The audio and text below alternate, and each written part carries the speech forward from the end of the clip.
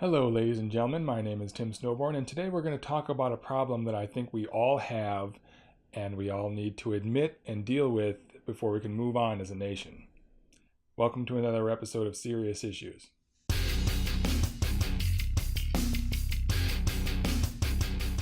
So last time I showed you most of the books that I have, physical copies, Kindle, and audiobooks. But I left a few of them out because they all relate to a topic that I'd like to talk to you about today. So let me introduce you to those that I left out. Hang on, they're all in my Kindle. So first we have Beyond Anger, a Guide for Men. The Cow in the Parking Lot, a Zen Approach to Overcoming Anger.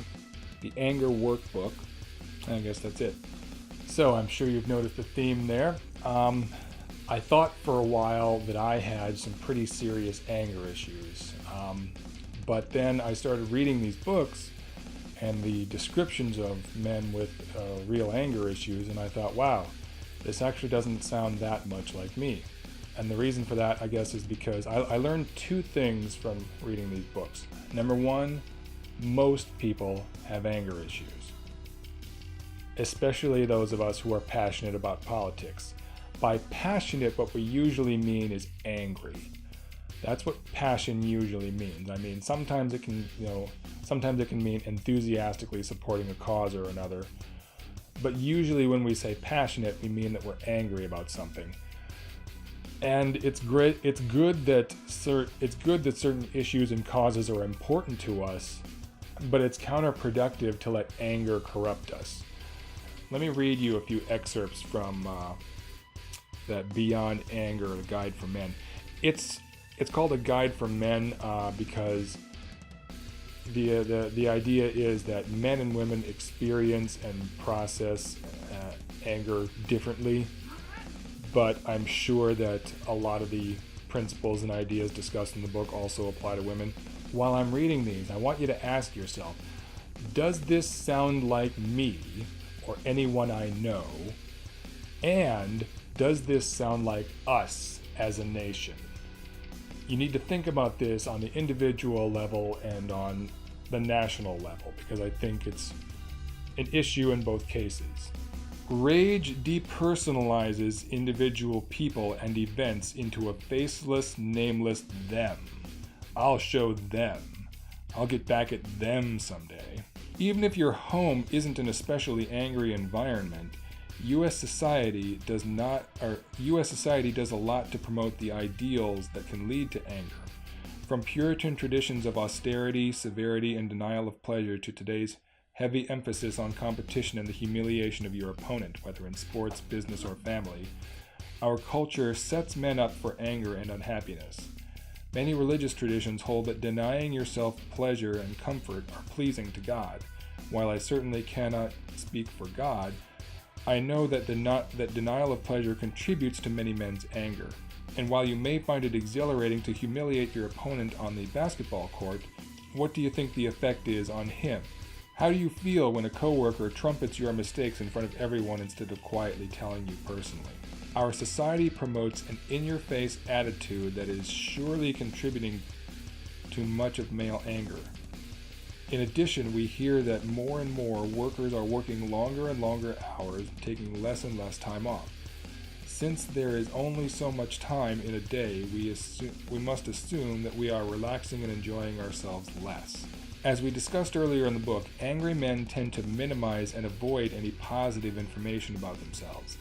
For example, they tend to explain away compliments. At the same time, they seek out and minimize the impact of any negative information about themselves. A good example of this is their tendency to brood about their mistakes. This is not rational. It talks about the problem of black and white thinking. Opinions are either right or wrong. A statement is either the blunt, brutal truth or it is a lie. By trying to adhere to the impossible black and white rule, angry men frequently find themselves stubbornly defending their opinions to the death. Remember, angry men believe that if they are wrong, there must be something bad or inferior about them. When you overgeneralize, you act as though the world is simpler than it really is. You assume that all situations are the same when they are not. Angry men have a hard time with change, especially when it comes to changing their opinions. They feel a need to stick with their opinions to the bitter end because, to them, changing their mind is like admitting that they are wrong.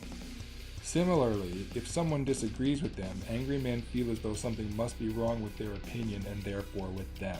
So, again, does that sound like you? Anyone you know? Does it sound like us as a nation? I think we all need to admit that we have anger issues and we need to deal with them. I am doing that. For myself, I am dealing with my anger issues. Again, I don't think my anger issues are significantly worse than yours probably are, but I am acknowledging that I have a problem and trying to deal with it, and I think you should too. I think we should. We all must do this.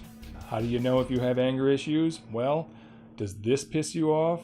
Does this or this? How about this? How about this here?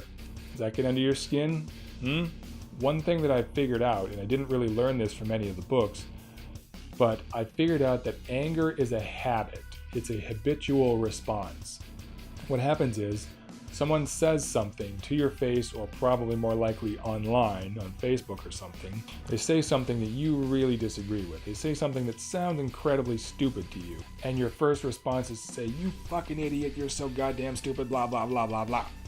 Anger, one thing that I learned in one of these little self-help books is that it's your amygdala. There's a part of your brain called the amygdala, and that is the one that stores emotional memory. So when you have that knee-jerk angry response where you just immediately want to bitch at somebody you disagree with, that is the amygdala, and the emotion kicks in before, like it's like that old saying, a lie can get halfway around the world while the truth is still putting its shoes on. I may be remembering that incorrectly. It's the same way with anger versus reason. Anger will be out the door and halfway around the world before your rational side can come in and say, hang on a minute, wait, let's think about this and then not be an asshole. I understand the impulse to bitch at people. Believe me, I am not over this yet by any means. I say this to myself as much as I say it to any of you. This is a habit that I'm trying to cultivate. For myself, I am learning to not jump to that right away. I'm learning to not give that knee-jerk, angry response. So once again, I recorded this episode and then edited it and realized it was too long. I'm trying to keep these episodes between 10-ish and maybe 15 minutes long. So if it gets too long, I just have to cut it in half, which means I have to film an outro to this video and an intro to the next one. I don't know how long a video is going to last or how long to shoot a video. I don't know how much footage I'm going to shoot and then how much I'm going to edit out and keep. And so I have no concept of how to get the length of videos that I want. I just kind of shoot what I want to say, and then if it's too long, cut it into two. So that's what we're doing. So we started talking about anger management today.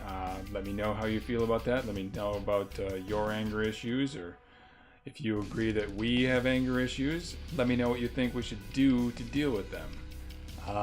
Like if you have anger issues. Subscribe if you have a rage addiction. Share if you know someone else who has anger issues.